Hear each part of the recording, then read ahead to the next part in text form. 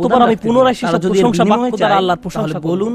লক্ষ্য করুন, প্রথমবার তিনি প্রার্থনা করার জন্য অনুমতি চেয়েছিলেন, তাই না? তোমাকেও কিছুটা দায়িত্ব নিতে হবে। দ্বিতীয়বারের বেলায় অনুমতির কোনো উল্লেখ নেই। শেখান, কোনো কিছুর বিনিময়ে না। তিনি আসলে টাকার সাথে সাথে বিনিময়ে আল্লাহর প্রশংসা করা শুরু করবেন। অথবা মাস শেষে আল্লাহ কি তাকে তাদেরকে এমনটি নতুন করতে গেম বলেছেন? কিনে দিবেন না, বলেও নয়।